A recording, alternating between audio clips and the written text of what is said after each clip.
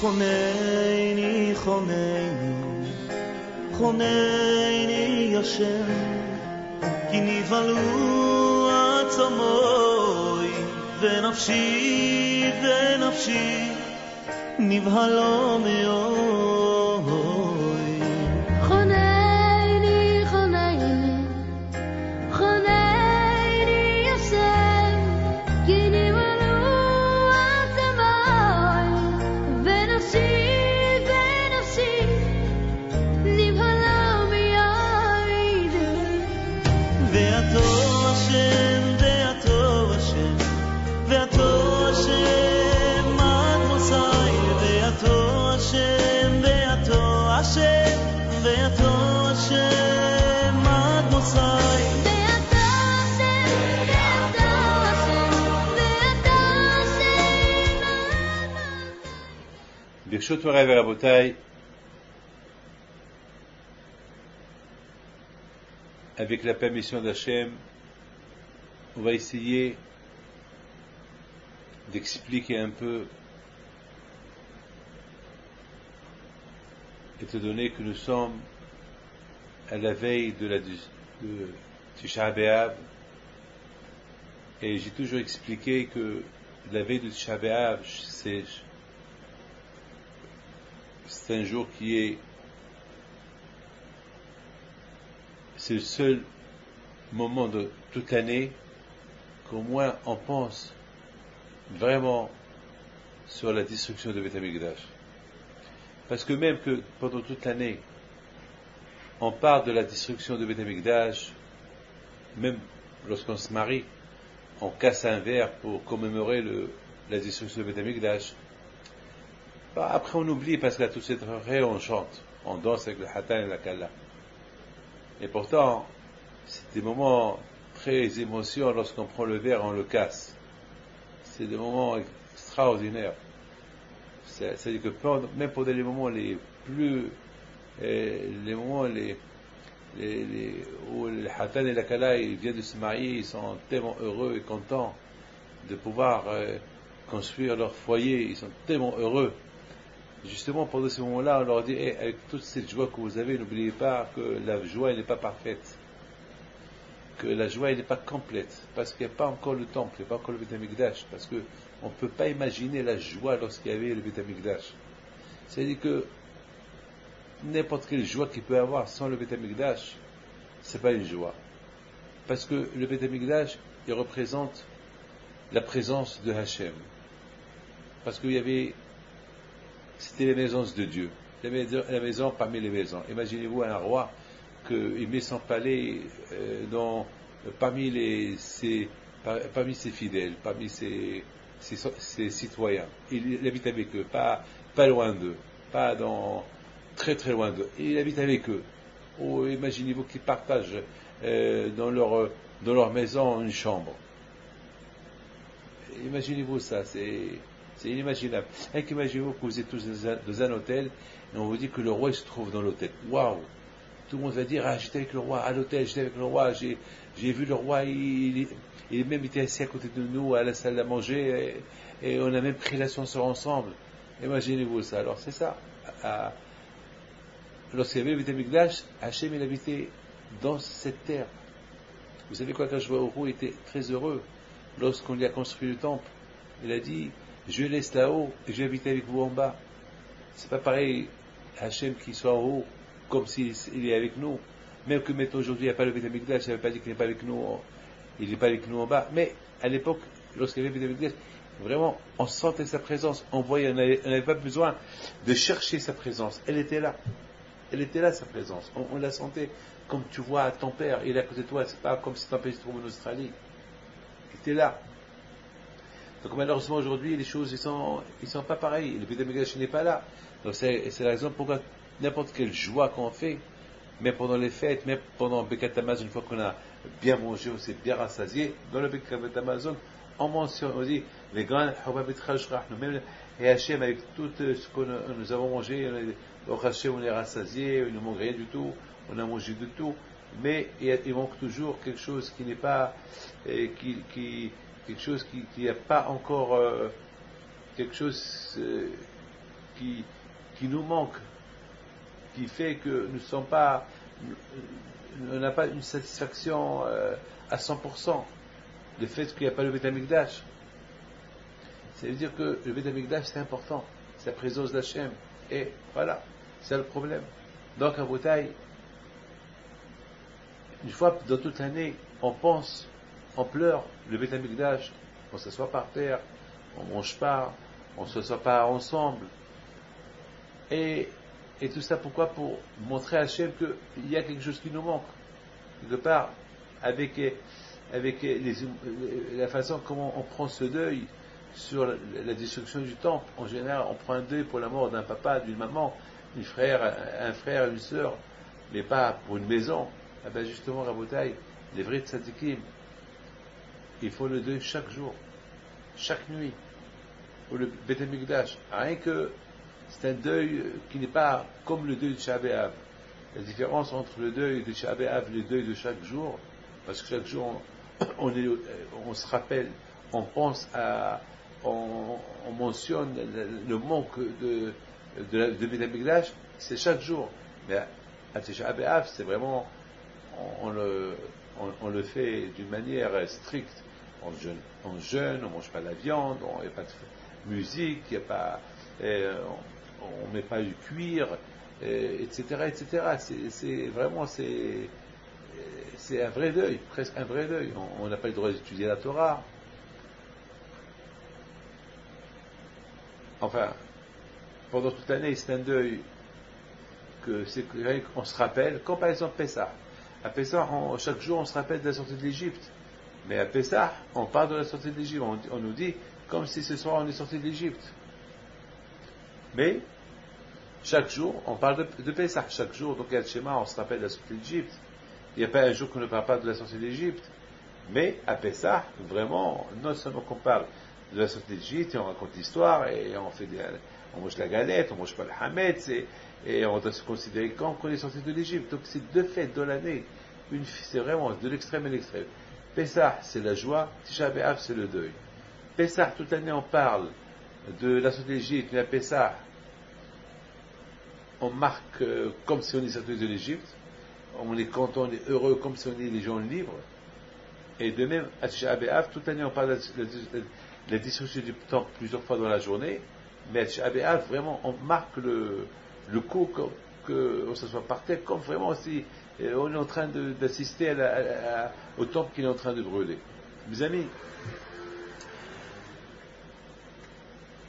il faut savoir une chose. Quelle est la raison qu'Akadosh Baruch Hu n'a pas, avec tous ces moments difficiles qu'on passe, qu'on traverse aujourd'hui, comment Akadosh Baruch Hu, il n'a pas eu pitié de nous, que ça suffit, qui se manifeste. Je pense que le monde entier, il a besoin de savoir la vérité. Que ce soit juif ou pas juif, tout le monde, on a besoin de voir la présence d'Hachem. Bien sûr, on a la Emouna, mais aujourd'hui, on veut passer à quelque chose qui est au-delà de la Emouna. C'est-à-dire, on veut voir. Maintenant, on veut voir, Pourquoi le monde n'est pas au repos? Il y a toujours des guerres, des maladies, il y a la grippe porcine, une fois c'est ça, une fois c'est ça, et ça ne va pas dans le monde. Voyez-vous qu'il y a quelque chose qui ne va pas. Alors pourquoi quand je vois il ne fait pas quelque chose, que ça suffit, qu'il nous libère, qu'il se libère, qu'il libère le monde, voilà. Enfin, même ceux qui ne font pas ni religion, qui ont ni foi ni religion, bon, c'est pas de leur faute, ils ne savent pas, ils sont loin. Je vous donne la parole d'honneur, beaucoup de fois ça me fait de la peine de voir des gens, des pauvres, ils ne savent pas. Ils ne savent pas. Il y a même des femmes, et des choses qu'ils n'ont jamais entendues dans leur vie, et ce n'est pas de leur faute. Parfois ils ne comprennent pas pourquoi on ne touche pas les femmes, ils ne comprennent pas pourquoi on mange cachère, ils ne comprennent pas, c'est des juifs, ils ne savent pas. Alors pourquoi quand je vois au coup, qu'il arrange un peu les choses? Ben il faut savoir une chose, et je m'excuse de vous le dire. c'est que Hachem il pense, je pense que HaKadosh Baruch Hu, il veut justement que, de la même façon que il y a ce qu'on appelle, tout se développe. Il y a un développement extraordinaire. Vous avez aujourd'hui des bureaux de gestion, des bureaux qui prévoient des choses, et les inventaires. Et aujourd'hui, vous savez, aujourd'hui, il y a les gens ils peuvent même préparer des prédictions, des choses pour 5, 6, 7 ans, je ne sais pas moi. Il y a des gens d'affaires qui prévoient déjà comment gérer leur affaire dans les 20 ans à venir. Aujourd'hui, c'est inimaginable avec la technologie d'aujourd'hui, avec les ordinateurs tellement perfectionnés aujourd'hui, c'est inimaginable. Vous savez, aujourd'hui, et j'ai même entendu que il y a certains dans le high-tech, ils ne veulent même pas affoler le monde. Ils sont tellement avancés encore ça veut dire que, mais ils ne veulent pas démontrer ce qu'ils ont. Ça veut dire qu'il y a des choses tellement perfectionnées qu'ils veulent les faire sortir que dans 5, 6, 7 ans parce que c'est trop pour dévoiler tout ça au public d'aujourd'hui. Tellement c'est avancé, c'est inimaginable. Donc quelque part, quand je vous dis, si on a cette tête pour arriver à aboutir toutes ces choses-là, est-ce que vous ne pouvez pas un peu réfléchir qu'il y a au-delà de tout cela? Mais c'est tellement facile. C'est tellement facile que c'est avec l'homme. Il réfléchit un peu parce qu'a priori, l'homme jamais il va aboutir à ses fins. Jamais. De plus qu'il invente, il trouve qu'il est loin de ce qu'il peut inventer.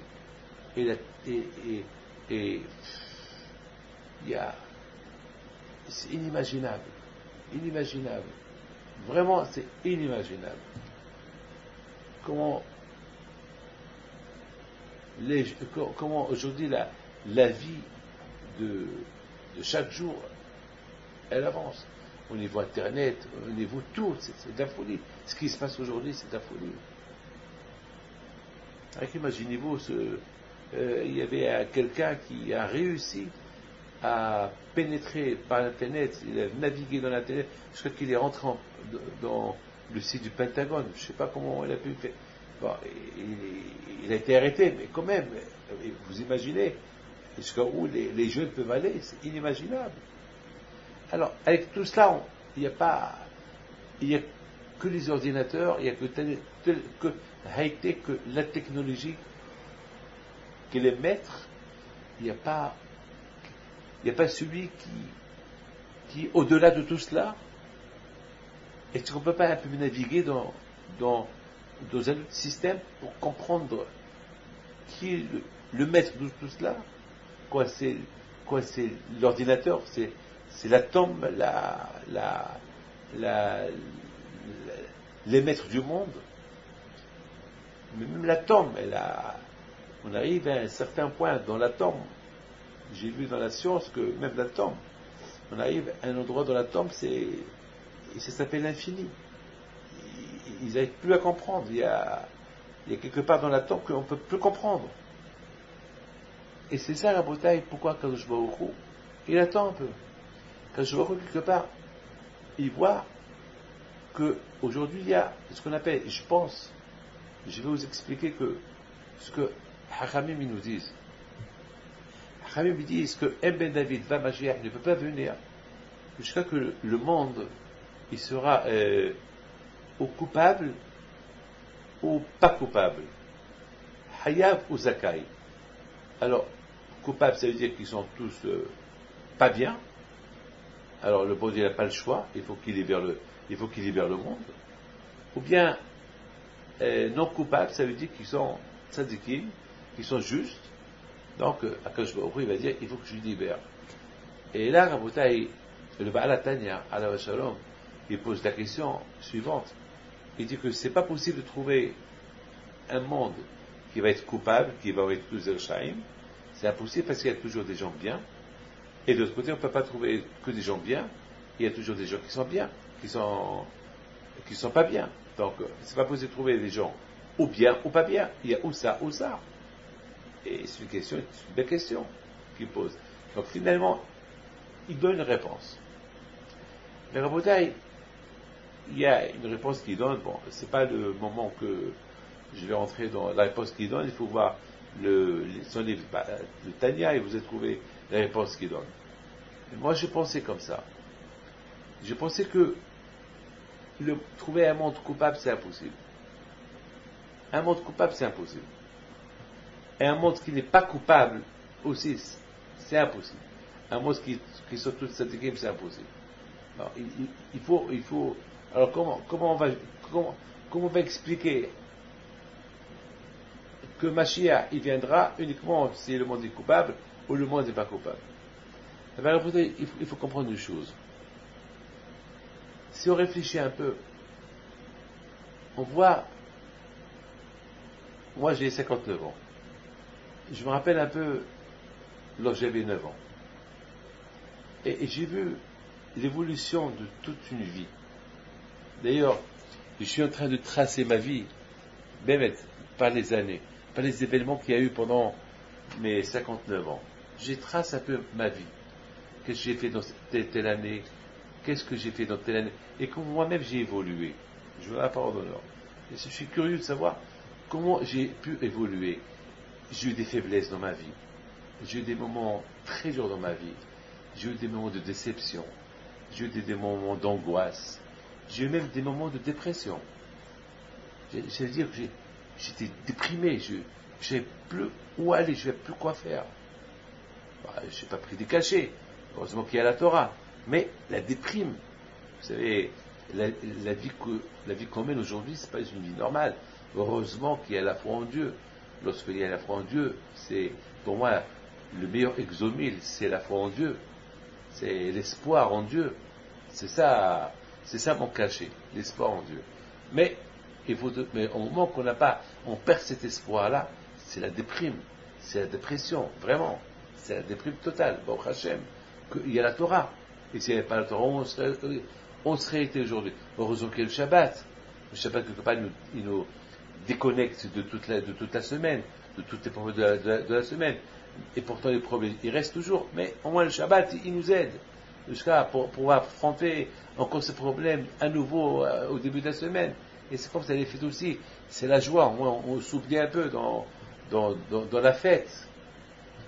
Donc, à Boutaï, on voit comment la vie, elle a tellement avancé ces derniers temps. Aïe, aïe, aïe, l'évolution, vraiment, aujourd'hui, l'évolution, je sais pas, on dirait que dans quelques années, on va habiter à Mars.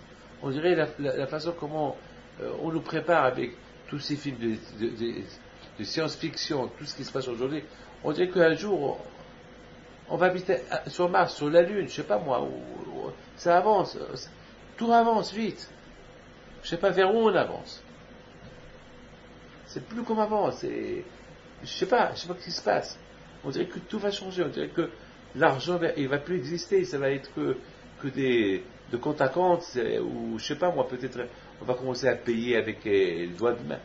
On va commencer, je sais pas comment ça va. On va plus utiliser les cartes bancaires, plus checker, je sais pas, peut-être on va donner une machine, on va dire pose tes mains. Mets tes mains là-bas et on va laisser une trace et ça va, je sais pas, il va avoir un ordinateur, il va dire est-ce que je suis juif ou je suis pas juif, ou si j'ai un compte, combien d'argent j'ai, comme je dépense toute ma vie, ils vont la tracer avec un doigt, je sais pas, la vie elle avance, je sais pas où ça va emmener, je sais pas, peut-être on va devenir invisible, peut-être, je sais pas ce qui va se passer. Et il paraît que j'ai lu dans un livre, dans un magazine, qu'ils sont en train d'inventer pour ce qui est impossible, rendre quelqu'un invisible. Je ne sais pas s'ils vont réussir ou pas, mais je ne comprends pas. Voilà comment la vie elle avance. Mais, mes amis, de plus que la vie elle avance comme ça, et on se prend dans cette vie, automatiquement on s'éloigne de Dieu. Après, on va même pas avoir la pensée, même pour prier.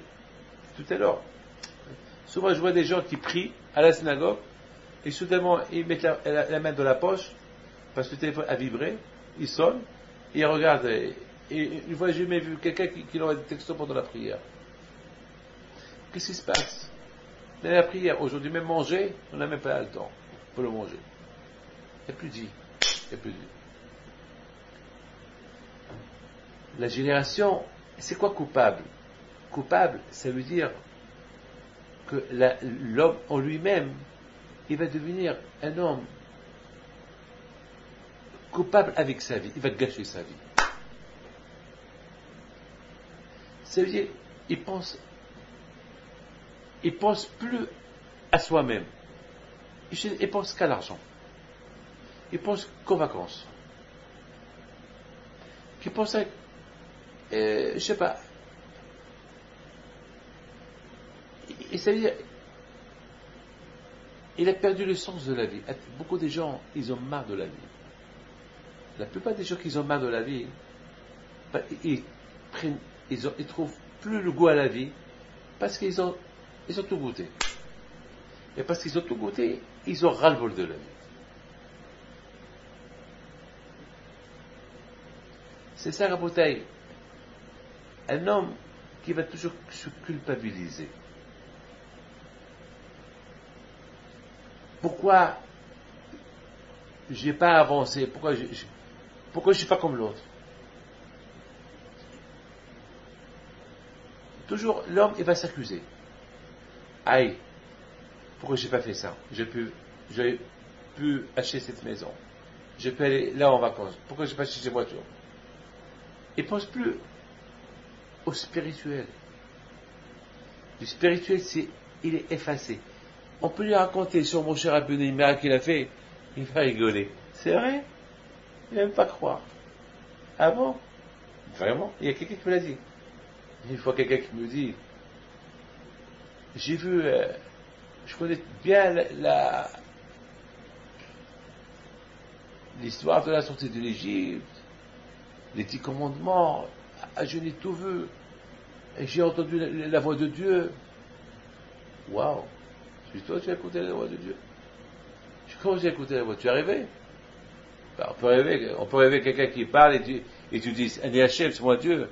Je dis, non, j'ai vu Dieu. Ah, j'ai pris pour un faux. La femme me dit, non, mais j'ai vu le film, les 10 commandements. Ah, tu as vu le film. Donc c'est un film que tu as vu. Donc tu as vu un film, ça reste un film. Et un film, il s'oublie. Il y a une fin dans le film. Il y a un début et une fin, avec musique. C'est ça. Tout un film truqué, qui s'est fait à Los Angeles, au studio Universal. C'est ça le 10 commandements. C'est là-bas où Dieu a parlé. À Hollywood. Alors, la bataille, c'est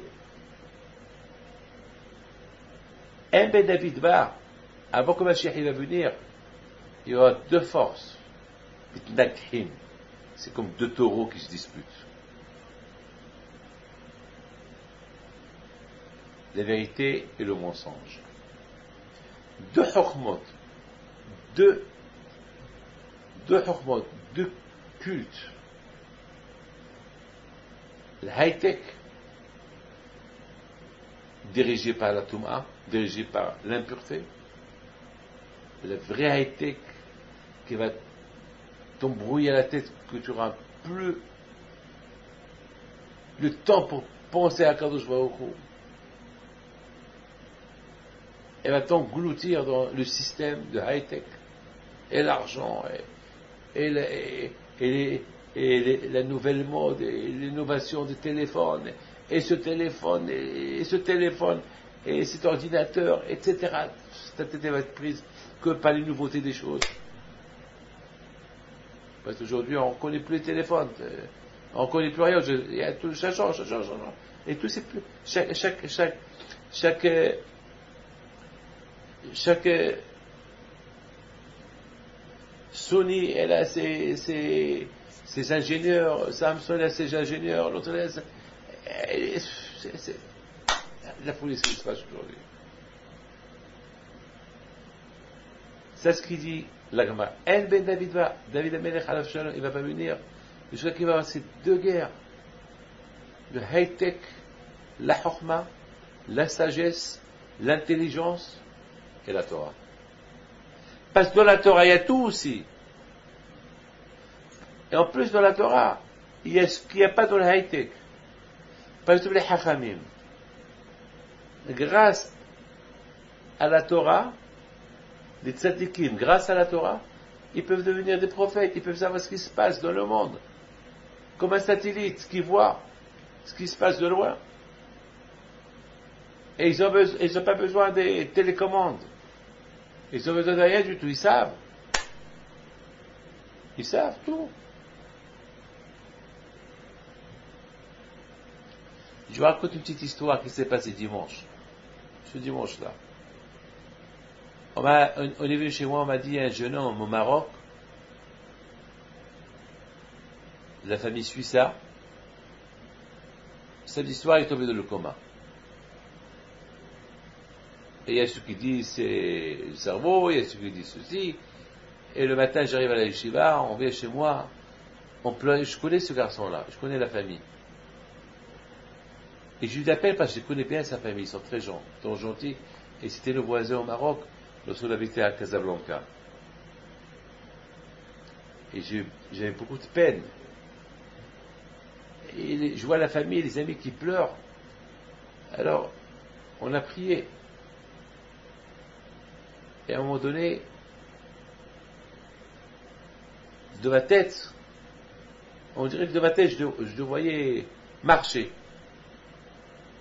Alors j'ai dit, puis dans ma tête, je le vois marcher, si Dieu est ce qu'il va marcher. Ah ben, j'aurais dit, Be'ezat Hashem, Bisrout Rabbi Haim Pinto, ah ben, qui marche. Que aujourd'hui, vous allez m'annoncer la nouvelle. Ouais, déjà, voilà. Même son nom, je l'ai là. Il s'appelle Ephraim Shlomo, Ben Juliette. Et on lui a fait un pidion. On lui a fait une bracha. Et encore de ma tête, je vois marcher. Et grâce à Dieu, 4 heures plus tard, on m'appelle, son frère m'appelle, Rabbi David. Il y a 5 minutes, il s'est levé, il m'a appelé. Les médecins ne comprennent rien. Les médecins ne comprennent rien, alors que les médecins, ils ont dit qu'il faut l'envoyer dans un avion sanitaire en France. Il était en train d'éveiller la mort, et voilà. Il n'a pas besoin ni d'avion, ni d'avion sanitaire, ni de perfusion, rien du tout. Je pense déjà il est sorti d'hôpital. Comment tu vous expliquer ça? Et pourtant on voit ça. Et pourquoi les gens ils s'attachent pas à ça? Pourquoi les gens ne vont pas venir tous écouter cette histoire-là et tous faire teshuva et venir vers Akadosh Baruch Hu? Pourquoi? C'est pourquoi? Parce qu'il y a l'autre force, parce qu'on est en pleine guerre. Moi par exemple, je ne suis pas primitif, mais je fais beaucoup attention aux ordinateurs et tout ce qui est high-tech, Internet, tout ça. Pourquoi? Parce que je ne veux pas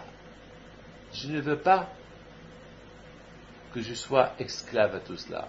Je n'ai pas besoin. Pour moi, ce que je veux, je trouve dans la Torah.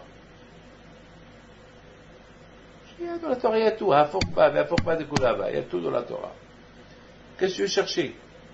Qu'est-ce que tu vas chercher en dehors des choses que ce n'était pas la Torah? Il y a la Torah, Baruch Hashem. Alors, avant que Mashiach il va venir, où les gens ils vont être coupables. C'est quoi coupable? Coupable parce que ils auraient pu trouver la vérité. Parce que de la même façon qu'il y a high-tech, il y a cette intelligence-là qui les fait avancer à aller à 100 km à l'heure, on peut leur reprocher que, et après, qu'est-ce qu'il y a? Et après, où tu vas aller? Jusqu'à où tu vas aller? Il y a une fin, et après, tout s'arrête. Est-ce que dans la mort, il y a high-tech? Est-ce qu'on peut ressusciter un mort? Non. Tout ce qui est high-tech, c'est avec tant que tu vis. Mais est-ce qu'on a inventé des choses de high-tech pour refaire vivre un mort? Non. Non. Ça n'existe pas. Ça n'existe pas. Ça n'existe pas. Peut-être, ils disent qu'ils peuvent, il y a toujours de l'ADN, il y a toujours la vie qu'elle reste, mais il y aura des choses qui ne pourront jamais toucher. Et les jours qui toucheront ça, ce sera la fin du monde. Parce qu'il y a le domaine de Dieu. Maintenant, le bon Dieu, il laisse tout le monde jouer. Faites vos jeux. Mais à un moment donné, il va leur dire, rien ne va plus, c'est moi le chef. À un moment donné, il va leur dire, vous voulez prendre ma place de créateur? Allez, calmez-vous. Donc, à Boutaï, les tzaddikim d'aujourd'hui, c'est des ordinateurs extraordinaires qu'ils ont dans leur tête. Ils savent. Vous croyez qu'ils ne peuvent pas inventer aussi des choses extraordinaires, plus fort que le high-tech? Ils ne veulent pas. Pourquoi justement Amelech aurait pu le faire? Il n'a pas fait. Et pourtant c'était l'homme le plus hakam du monde. Il n'a pas fait. Pourquoi il n'a pas fait? Parce que ça ne l'intéressait pas. Ce qui l'intéressait, c'est le high-tech spirituel. High technologique spirituel. Voilà. Pour être plus high, au plus haut possible, être à côté d'Hachem, être proche d'Hachem, par la Torah. Donc si Dieu veut, avant qu'on Mashiach, il va venir, il va y avoir deux éléments, deux forces qui vont se battre. Une force qui va t'attirer et t'embrouiller vers un monde futur que tu vis dans le monde, et après tu t'oublies et tu trouves que ça, il n'y a que ça. Et il y a l'autre force que, malheureusement, sans le vouloir, tu vas être pris dans la high-tech, dans un monde, sans le vouloir. Et il y a un autre monde, il y a une autre catégorie, que tu vas être dans un autre monde, qui s'appelle Torah, Mitzvot, proche de Dieu, avec connaissance. Et c'est pas sans le vouloir, c'est fait exprès, parce que tu as cherché. Parce que tu l'as cherché. Avec tout le high-tech qu'ils voient, ils savent, Yishmada, il y a la science, mais il y a la Torah. Non, on ne mélange pas les choses. La science, jusqu'à où il faut s'arrêter avec la science, et avec la Torah, il n'y a pas de gvoul, il n'y a pas de limite. Avec la Torah, on ne s'arrête jamais. Mes amis, donc Mashiach ne peut pas venir jusqu'à que chacun ait fait ses jeux. Que chacun ait fait son jeu. Il y a maintenant la guerre des gangs. La guerre, il y a chaque côté de high-tech, il veut te prendre vers lui. Il veut que tu sois fidèle à lui. Et la Torah de l'autre côté, elle veut aussi que tu sois fidèle à la Torah. Et toi tu es au milieu, à toi de choisir. Une fois que tu as choisi ta ligne, c'est là que Mashiach il va venir. Mil Hashem Elai, qui pour moi? Et Hashem il dit qui pour moi? Et de l'autre côté le Satan il dit qui est pour moi? C'est son travail. Mes amis, je voudrais vous raconter quelque chose après j'arrête. Je ne sais pas si vous avez entendu parler de Malkat Sheva, la reine de Saba. La reine de Saba, c'était une reine, et je crois que c'est la reine d'Éthiopie, il y a à l'époque de Shlomo Amelech. Shlomo Amelech était un roi très intelligent, qui a gouverné le monde entier. Et le roi Salomon, il est tellement intelligent que du monde entier, les rois, les gens, ils venaient pour voir, entendre sa horma, sa sagesse, très intelligent. Et les gens lui posaient des questions sur la science, ils le voyaient parler avec les animaux, c'est extraordinaire. Et il avait des conversations avec les dauphins, avec les baleines, les lions, et il y avait une paix extraordinaire, le monde entier venait chez Shlomo Amelech. Pendant 40 ans, Shlomo était roi sur le monde entier. Et pendant 40 ans, c'est écrit dans les livres de Torah, Melachim et Divrei Hayamim, Shlomo Amelech, il y avait la paix, à tel point que même l'or était en abondance à son époque. Les gens, ils gardaient même pas l'or chez eux à la maison, et c'était même pas dans les coffres, Parce qu'il n'y avait pas de voleur, parce que tout le monde avait de l'argent. Et si jamais il y avait un voleur, eh bien, tout de suite, Shlomo Amelech, il va appeler même les fourmis qui se trouvaient dans cette maison, et va leur demander, parce qu'il n'y a pas de maison, il n'y a pas d'insectes, et bien, Shlomo il va leur parler avec leur langage, c'est qui le voleur? Et l'animal, ou la fourmi, ou l'insecte, il va dévoiler le voleur. Donc, il n'y avait pas de voleur. Et la reine de Saba, c'était une belle femme, qui était très intelligente, n'était pas mariée, elle vient avec toute une délégation rendre visite à Shlomo Amelech. Shlomo Amelech, alav shalom, il a bien reçu. Elle lui a posé plein de questions. À un moment donné, il lui a dit, je remercie Hachem, mais avant je ne croyais pas en Hachem, maintenant je crois en Hachem, maintenant je suis convaincu qu'il y a Hachem.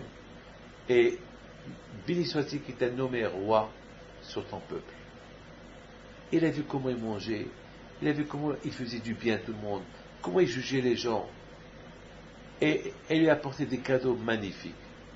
Et Shlomo Amelech aussi, il lui a donné des cadeaux magnifiques. Mais c'est écrit dans la Torah de Melachim, Vaïtella et kol hefza. Il lui a donné tout ce qu'elle désire. Maintenant, qu'est-ce qu'elle désire? Peut-être elle a dû voir des choses au palais, des choses qu'elle n'a jamais vues dans sa vie. Et elle a dit à Shlomo Amelech, c'est super ce que je vois.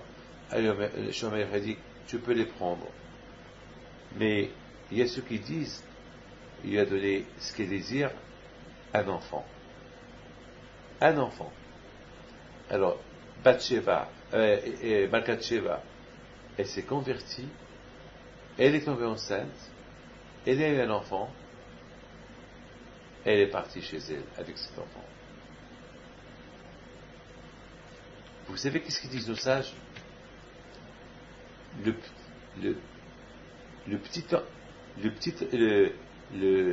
petit-fils de Malkat Sheva, c'était Nabucodonosor, Nebuchadnezzar, celui qui a détruit le Beth Amikdash. C'est la folie, ça. Vous imaginez, Shlomo Amelech, le roi Salomon, c'est lui qui a construit le temple, et qui a détruit le temple, son petit-fils. C'est la folie. Son petit-fils. Comment vous expliquez ça? Comment est-ce possible? Le roi Salomon était marié avec la fille de Pharaon, il l'a converti, mais qui a détruit, qui était la cause de la destruction du Beth Amikdash? Pharaon. Le grand-père de ce Pharaon qui avait donné sa fille à Shlomo Amelech. Parce qu'il y avait un pacte entre les Juifs et Pharaon. Donc, le roi Nebuchadnezzar, pour faire la guerre contre les Juifs, il a cassé le pacte. Il a détruit l'Égypte. Et après, il est venu détruire Israël. C'est-à-dire, c'est inimaginable. Comment vous pouvez comprendre celui qui a construit le Beth Amikdash, son petit-fils, c'est lui qui l'a détruit? Comment est-ce possible? Comment est-ce possible? Vous savez, la bouteille, ce que j'ai pensé? Est-ce que c'est possible que de Shlomo Amelech, du roi Salomon, il aurait pu sortir un goy comme Nebuchadnezzar qui a tué des millions de juifs et détruit le temple? Comment est-ce possible? Ah, c'est dur pour moi, c'est la Torah, elle n'aurait pas dit ça, j'aurais pas cru. Quelqu'un me l'aurait dit, j'aurais pas cru. Mais c'est écrit dans la Torah. La Gemara, c'est écrit dans la Gemara. Regardez de Me'am Loès, de Melachim, et vous allez voir ce que je vous dis. Rabotai, il y a ce qu'on appelle, lorsqu'on fait une mitzvah de Shem Shamayim, on fait une mitzvah avec conviction. Ou bien il y a ceux qui font une mitzvah sans conviction, comme ça. Même sans amour pour la faire. Et bien justement, lorsque je fais une mitzvah avec conviction, elle t'apporte la joie, elle t'apporte un goût pour la refaire. Mais alors tu fais une mitzvah sans conviction, tu la fais sans joie, et tu ne te donnes pas envie de la refaire. Quelqu'un qui passe des bonnes vacances, il y fait avec conviction, il a envie de les faire. Mais quelqu'un que tu le forces à faire les vacances, il les fait sans joie, il ne voudra pas les faire. Voilà. La reine de Saba, elle ne s'est pas convertie parce qu'elle avait une conviction de devenir juive. Elle s'est convertie uniquement parce qu'elle voulait un enfant intelligent, comme Shlomo HaMelech. La preuve que si vraiment elle a aimé la religion juive, pourquoi elle n'est pas restée avec Shlomo HaMelech? Pourquoi elle l'a quitté? Si elle a tellement aimé Shlomo HaMelech, elle a tellement aimé son intelligence, pourquoi elle n'est pas restée avec lui? Pourquoi peut-être elle aurait été la deuxième Ruth du pays chez les Juifs? Pourquoi regardez Ruth, l'effort qu'elle a fait, le sacrifice qu'elle a fait, elle a quitté son pays Moab pour aller habiter en Israël dans la misère. Pourquoi Malkat Sheva, elle n'a pas fait de même? Donc ça veut dire que Malkat Sheva, elle est devenue juive sans conviction, uniquement pour avoir un enfant qui ressemble beaucoup comme Shlomo HaMelech, intelligent, parce qu'il va être quelque chose de Shlomo, très intelligent, et qui va gouverner son pays. Voilà. C'est pas pour la religion qu'elle a fait ça. Alors quand je vois au coup, il dit Shlomo HaMelech, Shlomo, pourquoi tu n'as pas fait des recherches? Est-ce vraiment il veut se convertir pour la religion ou pas? Pourquoi tu l'as accepté comme ça? Eh bien, le fait que tu l'as accepté comme ça, et le fait que tu l'as accepté comme ça, tu as accepté sa conversion, et tu t'es marié avec elle, et sachant qu'elle allait partir, eh bien, tout le travail que tu as fait, c'est le fils que tu vas avoir, le petit-fils que tu vas avoir d'elle, c'est lui qui va te détruire tout ton travail. C'est la folie, ça. Ça fait peur ce que je vous dis. De là, on apprend quelqu'un qui fait une mitzvah sans conviction devant les gens, eh ben, non seulement que les gens, ils vont rien prendre de cette mitzvah-là, mais à la fin de cette mitzvah-là, jamais elle va se faire. Peut-être un jour tu vas faire une avera qui est le contraire de la mitzvah que tu as fait. Donc comme si tu n'as pas fait cette mitzvah. Combien on doit faire attention? Lorsqu'on fait une mitzvah, on doit le faire avec conviction. Et justement, à Bretagne, à cette époque-là de Tisha B'Av, c'est la paracha, et c'est pour ça que cette paracha-là, c'est la paracha de Vait Hanan. Toujours la paracha de Bereshit, de Devarim Vait Hanan, c'est des parachutes où on parle beaucoup de, il y a des remazim, il y a des sous-entendus qu'on parle de Beit HaMikdash et la destruction de Beit HaMikdash. Toujours ces deux parachutes qui tombent dans la période de Beit HaMikdash. Mais après ces deux parachutes là de Devarim Vait Hanan, on parle de Ekev et Re'e. Et c'est quoi Ekev et Re'e? Ekev, c'est le talon, la fin. Re'e, c'est voir. Et pour moi, ces deux parachutes sont belles.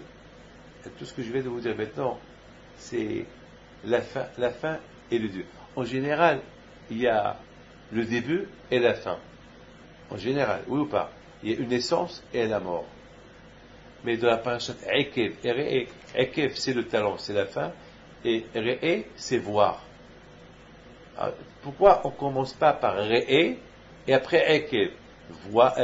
Début, tu vois, et après c'est la fin. C'est pourquoi? Parce que pour moi, ces deux parachutes-là, c'est la fin et le début.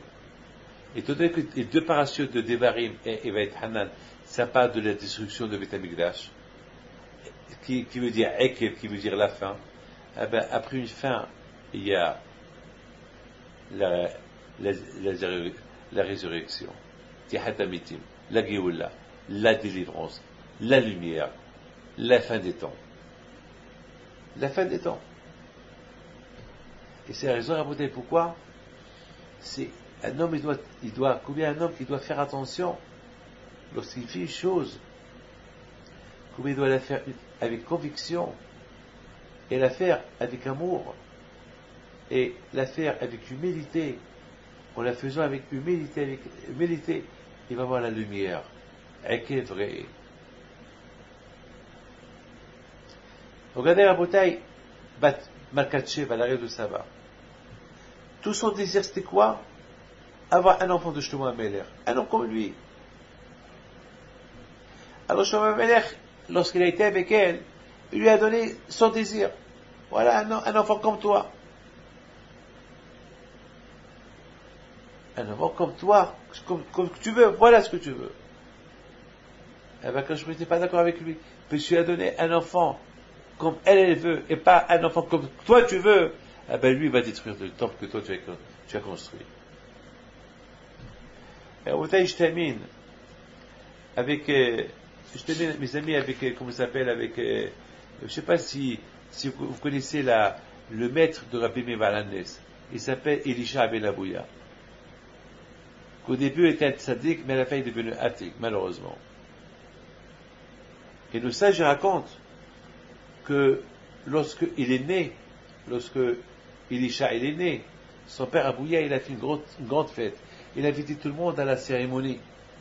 Et tout le monde était là pour la cérémonie, pour la Brit Mila.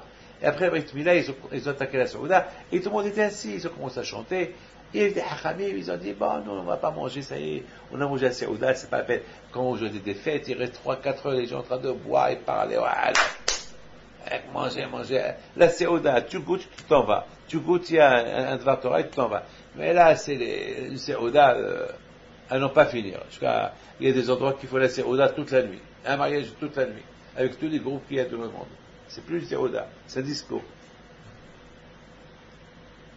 Donc à Bouteille, il s'est passé que les Hachamim, ils sont partis dans un coin, ils ont commencé à étudier la Torah, et le feu est descendu, il les a encerclés.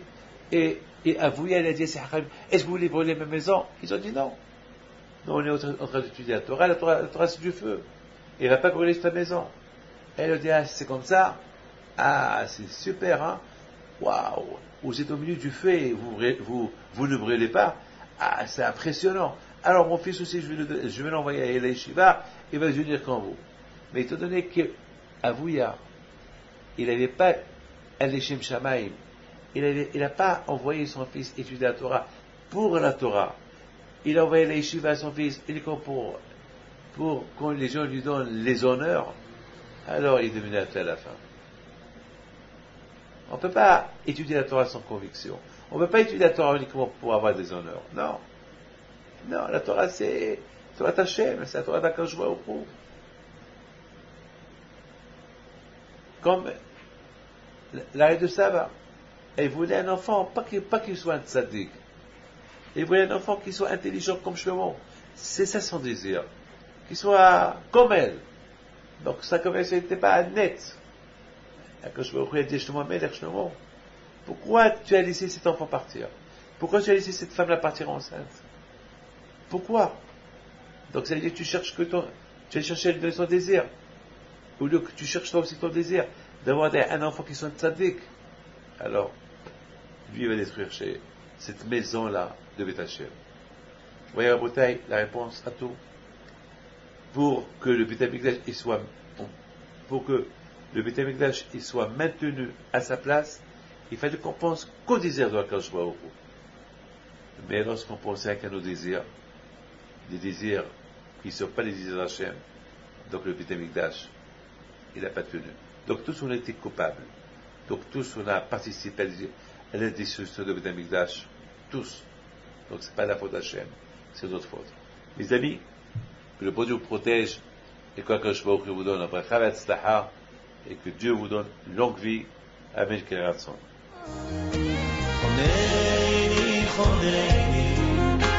חונני השם, כי ניהלו